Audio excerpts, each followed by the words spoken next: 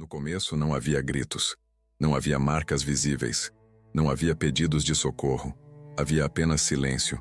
Um silêncio tão bem ensaiado que parecia natural, tão constante que ninguém ousava questioná-lo. A casa onde Carlos cresceu era comum. Fachada simples, quintal pequeno, móveis antigos.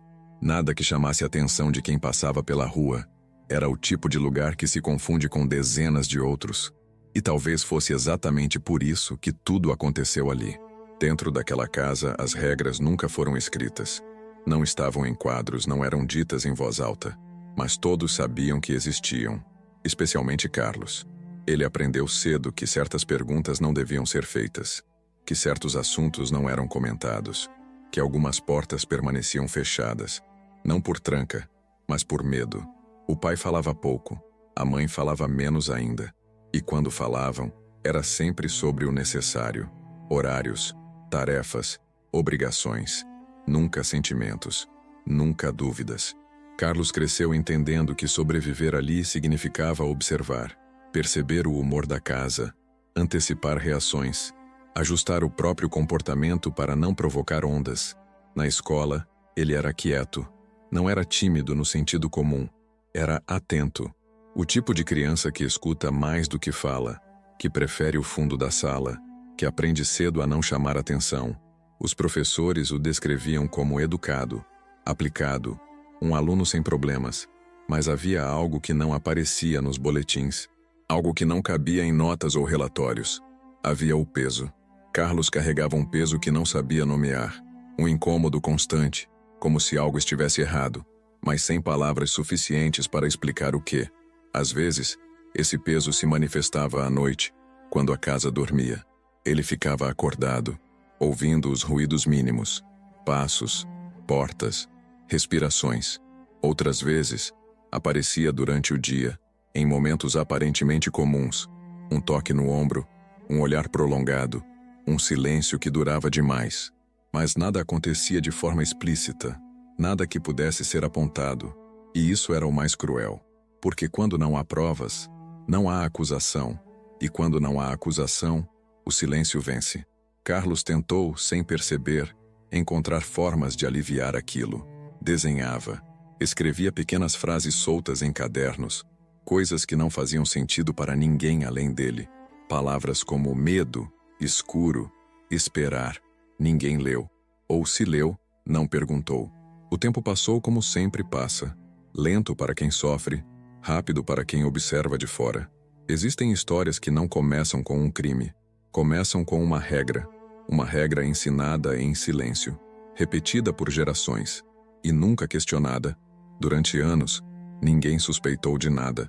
Não havia gritos audíveis, não havia denúncias, não havia registros, apenas uma família, isolada, funcionando, até que um detalhe quebrou tudo. Um único aluno, uma única pergunta. Uma professora que decidiu não ignorar. O que foi descoberto depois não chocou porque era violento.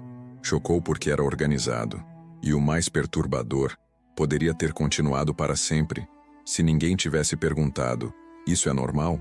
Esta história é real, e ela revela como o mal não precisa gritar, quando aprende a ensinar. No começo não havia gritos, não havia marcas visíveis, não havia pedidos de socorro. Havia apenas silêncio. Um silêncio tão bem ensaiado que parecia natural, tão constante que ninguém ousava questioná-lo. A casa onde Carlos cresceu era comum. Fachada simples, quintal pequeno, móveis antigos. Nada que chamasse a atenção de quem passava pela rua. Era o tipo de lugar que se confunde com dezenas de outros. E talvez fosse exatamente por isso que tudo aconteceu ali. Dentro daquela casa, as regras nunca foram escritas, não estavam em quadros, não eram ditas em voz alta. Mas todos sabiam que existiam, especialmente Carlos. Ele aprendeu cedo que certas perguntas não deviam ser feitas, que certos assuntos não eram comentados, que algumas portas permaneciam fechadas, não por tranca, mas por medo. O pai falava pouco, a mãe falava menos ainda, e quando falavam, era sempre sobre o necessário: horários, tarefas, obrigações, nunca sentimentos, nunca dúvidas. Carlos cresceu entendendo que sobreviver ali significava observar, perceber o humor da casa, antecipar reações, ajustar o próprio comportamento para não provocar ondas. Na escola, ele era quieto.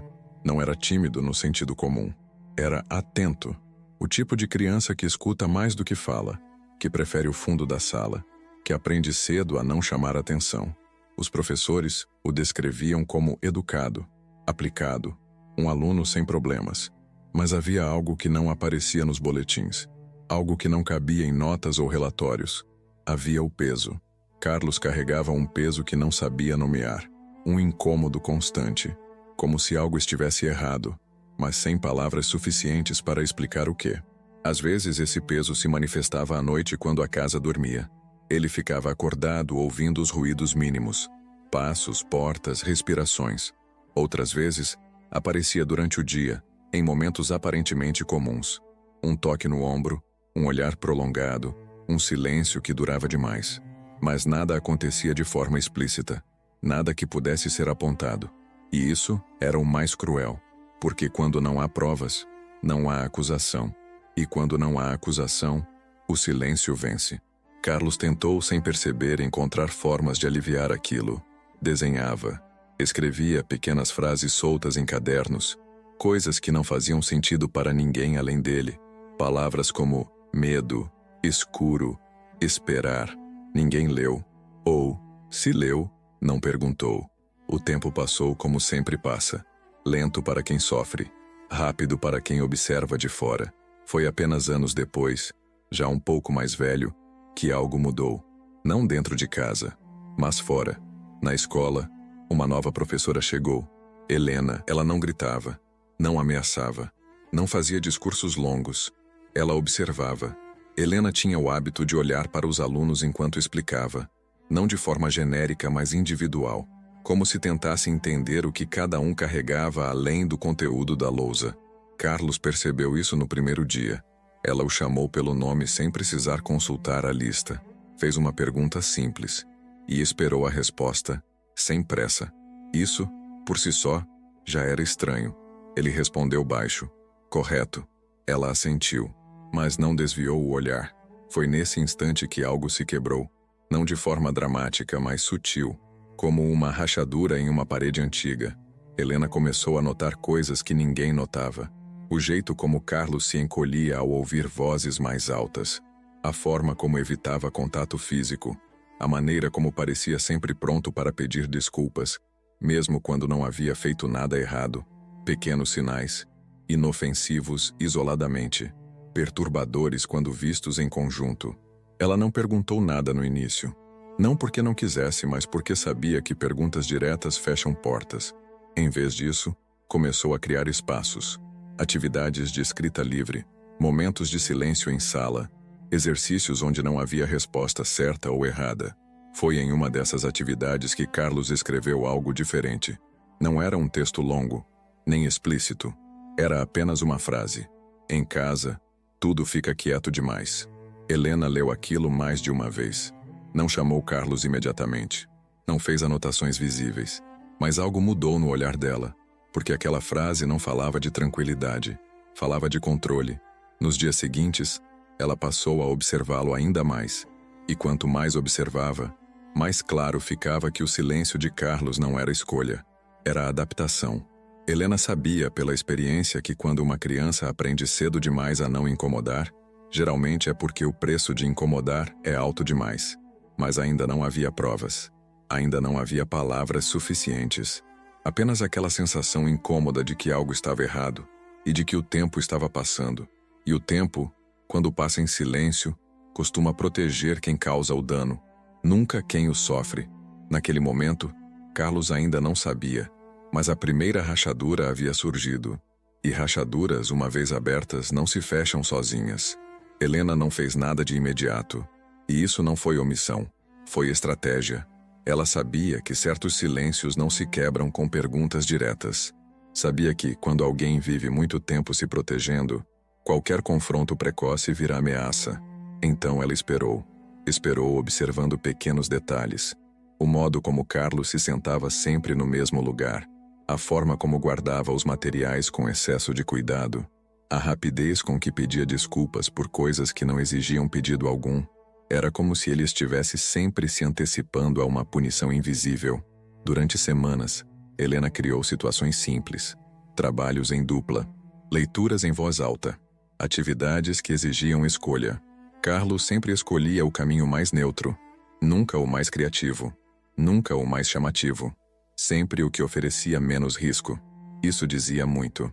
Em um desses dias, Helena pediu que os alunos escrevessem sobre um lugar onde se sentiam seguros. Não precisava ser real, não precisava ser bonito, apenas seguro. Carlos demorou mais que os outros. Quando entregou o papel, o texto era curto, direto, sem adjetivos. Na escola, às vezes. A palavra às vezes ficou ecoando na mente de Helena por horas. Ela chamou Carlos após a aula, não para conversar, não para questionar, apenas para ajudá-lo com um exercício que ele nem precisava de ajuda. Ficaram sentados lado a lado, em silêncio. Esse silêncio era diferente do que ele conhecia. Não exigia nada, não ameaçava. Helena comentou algo banal sobre a matéria. Depois falou sobre o clima. Nada pessoal. Quando Carlos se levantou para ir embora, ela disse apenas: "Se algum dia você quiser escrever mais, pode ficar depois da aula." Sem cobrança, sem expectativa. Naquela noite, Carlos quase não dormiu. Não porque algo tivesse acontecido, mas porque algo não tinha acontecido. Ninguém gritou, ninguém acusou, ninguém exigiu explicações. E isso, paradoxalmente, o deixou inquieto. Nos dias seguintes, ele começou a escrever mais. Não porque alguém pediu, mas porque era a única forma que conhecia de organizar o que sentia. Palavras ainda vagas, fragmentos, sensações, portas fechadas. Esperar, não contar. Helena lia tudo, e quanto mais lia, mais percebia que aquilo não era imaginação. Era linguagem limitada tentando descrever algo grande demais. Ela procurou a coordenação, não para denunciar, ainda não, apenas para registrar uma preocupação genérica. Recebeu respostas genéricas em troca. Ele parece bem. Nunca houve reclamações da família. Às vezes, crianças são só introspectivas. Helena conhecia aquele discurso. Era o discurso do conforto institucional. Enquanto nada explode, tudo é considerado normal. Mas algo em Carlos não se encaixava nessa normalidade. Um dia, durante o recreio, Helena viu algo pequeno, mas decisivo. Um colega encostou em Carlos por engano. Um toque rápido, involuntário. Carlos congelou. Não recuou. Não reagiu. Apenas ficou imóvel por um segundo longo demais. Depois fingiu que nada havia acontecido. Aquilo não era timidez. Era medo condicionado. Naquele mesmo dia, Helena decidiu ir além. Chamou Carlos novamente após a aula. Desta vez, levou 2 copos de água. Colocou um à frente dele, outro à sua frente. "Você não precisa falar nada", disse. "Só escutar se quiser." Ela contou uma história curta, sobre um aluno de anos atrás, sobre alguém que também achava que o silêncio era a única opção. Não entrou em detalhes, não mencionou abusos, não usou palavras proibidas. Apenas falou sobre alguém que aprendeu tarde demais que não precisava carregar tudo sozinho. Carlos ouviu em silêncio, com atenção, com o corpo tenso. Quando ela terminou, não perguntou nada. Ele se levantou, agradeceu e foi embora. Helena pensou que talvez tivesse ido longe demais, mas no dia seguinte, encontrou algo diferente na mesa. Um papel dobrado, sem nome. Dentro, apenas uma frase: "Se eu falar, tudo acaba." Helena sentiu o peso daquilo imediatamente. Não era uma metáfora. Não era drama infantil. Era uma equação simples demais para ser ignorada. Falar, mas fim. Fim do quê? Exatamente, ainda não estava claro. Mas o medo era real. A partir daquele momento, Helena entendeu que não estava lidando apenas com um aluno introspectivo. Estava lidando com alguém preso dentro de um sistema. Um sistema onde o silêncio não era opção, era regra. Ela sabia que qualquer passo em falso poderia fechar aquela única brecha que havia se aberto. E ainda assim, sabia que não fazer nada significava se tornar cúmplice. Carlos, por sua vez, começava a perceber algo que nunca tinha experimentado antes. Que alguém estava vendo, não apenas olhando, vendo. E isso era assustador, porque quando alguém vê, o silêncio começa a perder força. E quando o silêncio perde força, Tudo o que foi enterrado começa a pressionar para sair. Naquele ponto, ainda não havia revelação, ainda não havia denúncia, ainda não havia nomes.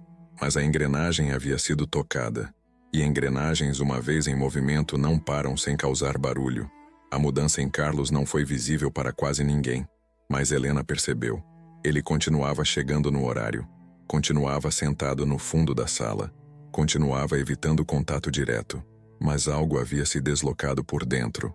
Era como se ele tivesse parado de tentar convencer a si mesmo de que tudo era normal. A aula que desencadeou o colapso aconteceu numa manhã comum de junho. Tema: Direitos civis. Helena falava com cuidado. Sabia que certas palavras carregam peso diferente dependendo de quem escuta. Ainda assim, não podia omitir o básico.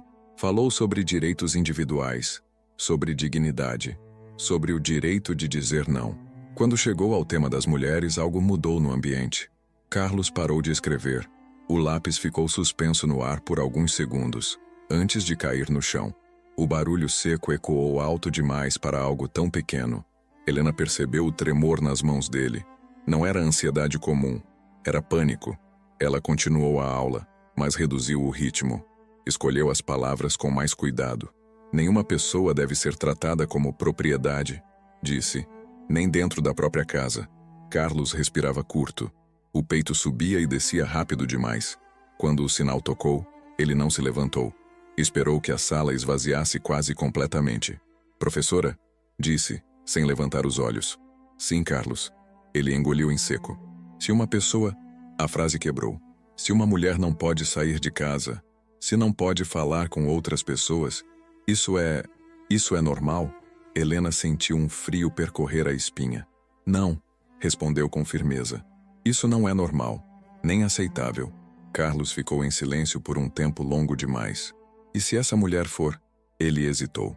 Se for a mãe? A pergunta não veio como provocação, veio como pedido de permissão para pensar. Helena escolheu cada palavra como quem pisa em terreno instável. Mesmo assim, disse. Especialmente assim. Os olhos de Carlos se encheram de lágrimas. Ele desviou o rosto rapidamente, como se estivesse quebrando uma regra invisível. Meu pai diz que problemas da família ficam na família, murmurou. Que falar com estranhos é traição. Eu não sou uma estranha, respondeu Helena com suavidade. Sou sua professora, e estou aqui para proteger meus alunos. Carlos balançou a cabeça, em negação. Se ele souber que eu falei, não completou. Não precisava. Naquela noite, Helena não conseguiu dormir. Ela sabia que havia cruzado uma linha, mas também sabia que ignorar aquilo seria imperdoável. Decidiu buscar informações. Nada oficial. Nada que levantasse suspeitas. Conversou com moradores antigos da região. Fez perguntas vagas. Ouviu respostas evasivas. Até encontrar Dona Francisca. A mulher demorou a aceitar conversar. Olhava ao redor constantemente, como se temesse ser ouvida. Professora, disse por fim. Aquela família não é coisa boa. O que a senhora sabe? Perguntou Helena.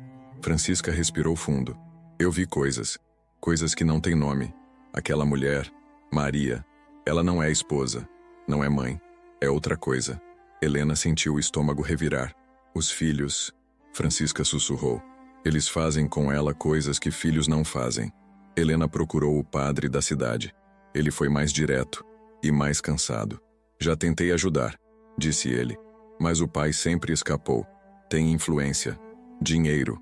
E a mulher? Perdeu a força de reagir há muito tempo. E os filhos? Perguntou Helena. Foram criados nisso? Respondeu o padre. Para eles, isso é o normal. Helena entendeu então o tamanho do conflito de Carlos. Ele não estava apenas descobrindo que algo era errado.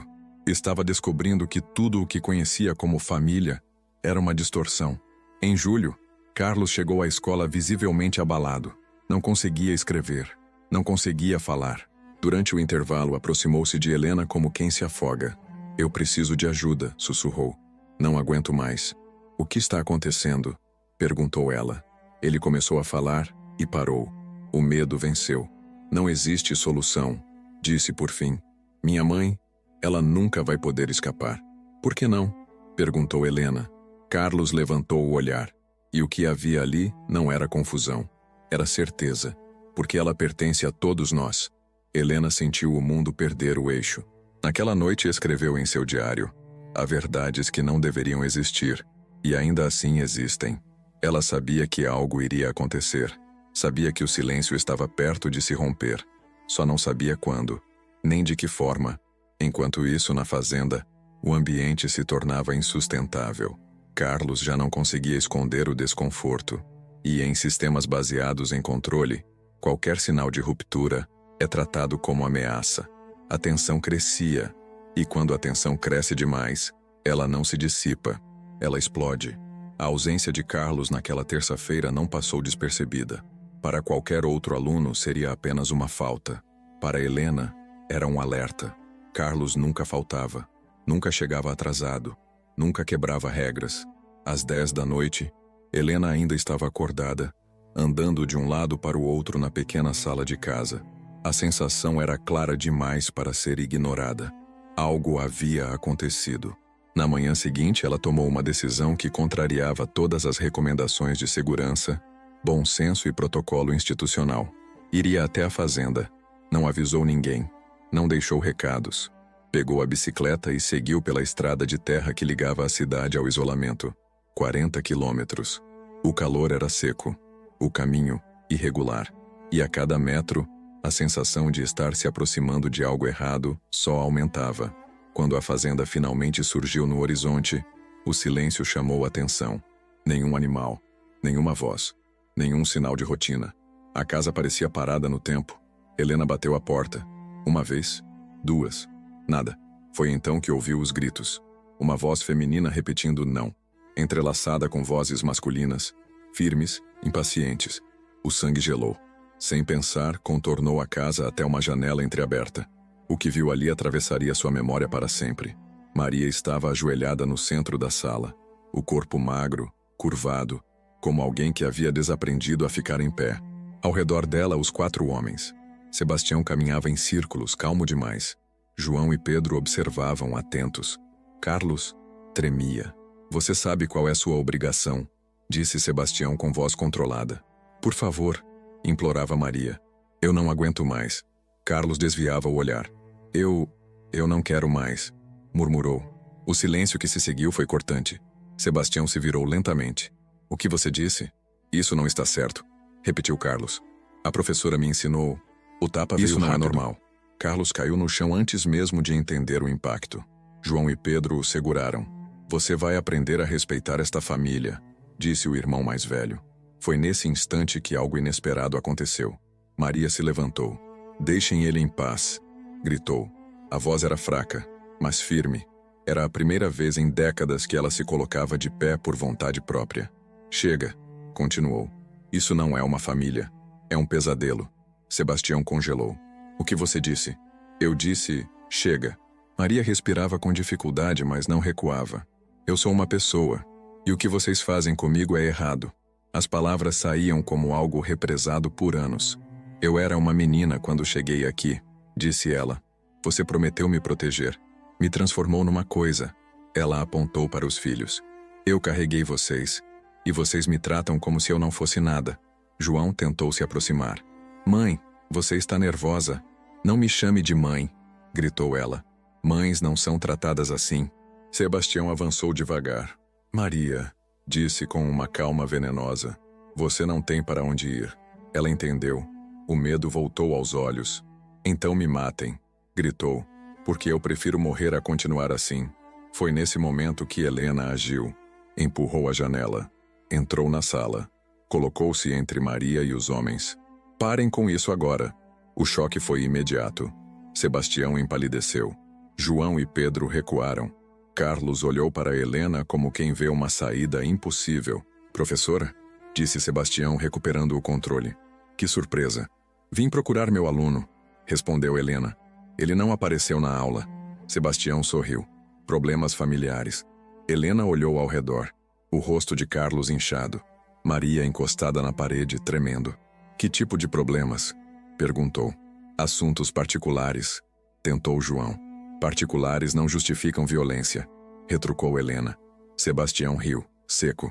A senhorita não entende o interior. Às vezes é preciso firmeza. Que o que fazem com esta mulher? Helena apontou para Maria. Minha esposa, respondeu Sebastião. Às vezes fica nervosa. Helena olhou diretamente para Maria. A senhora quer ir comigo até a cidade? Por um instante Maria quase aceitou. Então olhou para Sebastião. Não, sussurrou.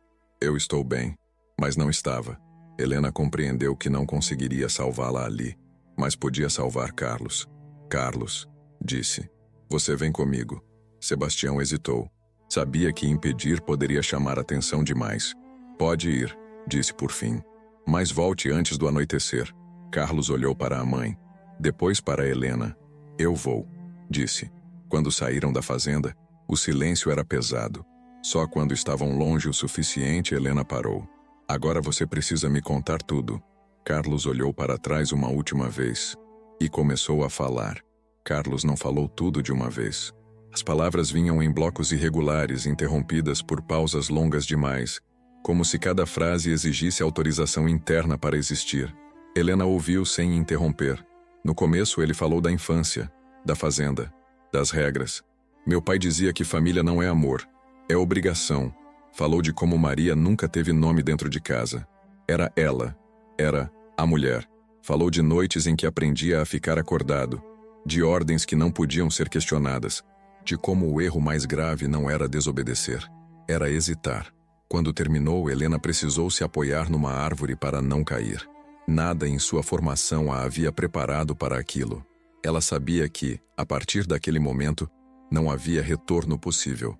Naquela mesma noite, levaram o relato à delegacia. O escrivão precisou recomeçar o registro 2 vezes. As mãos tremiam. O delegado ouviu com ceticismo inicial. Depois, com silêncio. Por fim, com o horror. Você tem certeza do que está dizendo? Perguntou mais de uma vez. Tenho, respondeu Carlos. Vivi isso a vida inteira.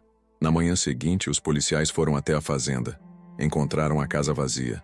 Sebastião, João e Pedro haviam fugido durante a noite. Levaram dinheiro, documentos. Maria foi encontrada trancada no porão. Quando perguntaram seu nome, ela hesitou. Faz tanto tempo, murmurou. Faz tanto tempo que ninguém me chama. O estado em que se encontrava chocou até os policiais mais experientes. Foi levada ao hospital imediatamente. O mesmo médico que anos antes havia atestado seus problemas nervosos, agora encarava a realidade. Os sinais estavam todos ali, escreveu ele depois. Eu escolhi não ver. Maria ficou hospitalizada por meses. O corpo se recuperou mais rápido que a mente. Ela precisou reaprender conceitos básicos. Escolher, dizer não, dormir sem medo. Carlos, por sua vez, carregava outra dor. Não era apenas vítima. Era sobrevivente de um sistema que o moldou. Eu sabia que estava errado, confessou ao psicólogo. Mas era tudo o que eu conhecia. A busca pelos 3 homens durou 2 anos. Foram capturados tentando atravessar a fronteira. O julgamento chocou o país. Sebastião foi condenado a 20 anos. Morreu na prisão. João e Pedro cumpriram pena e desapareceram. A fazenda foi confiscada. A casa demolida. Mas o lugar nunca encontrou paz. Ferramentas sumiam. Ruídos vinham do antigo porão. Anos depois foi abandonada novamente. Enquanto isso, Maria reconstruía a própria vida. Descobriu que gostava de costurar, que sabia cantar, que sonhava em ajudar outras mulheres. Aos poucos, voltou a ser alguém. Carlos se mudou, estudou, construiu uma família diferente da que conheceu. Nunca falou do passado até os filhos crescerem. As famílias que escolhemos, disse ele, importam mais do que as que herdamos. Helena continuou lecionando, criou programas, falou sobre violência, quebrou silêncios. O silêncio é o melhor aliado da maldade, escreveu. Mas ainda restava algo, uma última camada dessa história. Não sobre o que aconteceu, mas sobre o que ficou. Anos se passaram. A cidade mudou de nome, de prefeito, de comércio. Mas certas histórias permanecem intactas, mesmo quando ninguém mais fala delas. A antiga estrada de terra foi asfaltada. Onde ficava a fazenda, hoje existe apenas um campo vazio. Nenhuma placa, nenhum marco. Como se o lugar jamais tivesse existido. Mas existiu. E o que aconteceu ali não desapareceu com o concreto. Maria nunca voltou. Não por medo, mas por decisão. Alguns lugares não precisam ser visitados para serem lembrados. disse uma vez. Ela viveu até os 73 anos. Nos últimos anos gostava de sentar perto da janela e observar pessoas comuns fazendo coisas simples, rir, conversar, escolher. Morreu dormindo. No funeral, poucas pessoas sabiam quem ela realmente tinha sido. Mas todas sentiam que estavam diante de alguém que havia vencido algo invisível. Carlos esteve lá, não como filho, mas como testemunha. Ele nunca perdoou o pai e nunca tentou justificar os irmãos. Entender não é desculpar, dizia.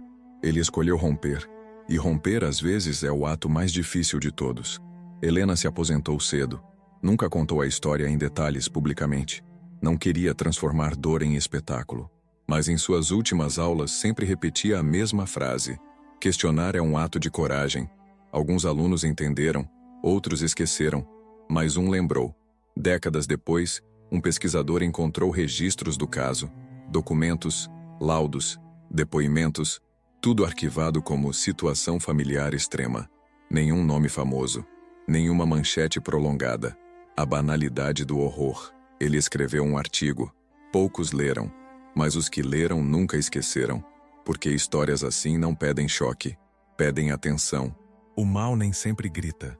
Às vezes ele se organiza, cria regras, se esconde atrás de tradições e, o mais perigoso, ensina. Ensina filhos, ensina comunidades, ensina silêncios. O que salvou Carlos não foi força, foi dúvida. Uma professora que não ignorou um detalhe, uma pergunta feita no momento certo. Isso é normal? Essa pergunta simples desmoronou décadas de controle. E talvez seja isso que reste para nós. Desconfiar do que nunca é explicado. Questionar o que se apresenta como natural demais. Porque o mal raramente se anuncia. Ele se instala e espera que ninguém pergunte. Encerramento final. Voz mais baixa, lenta. Se esta história te incomodou, ela cumpriu seu papel.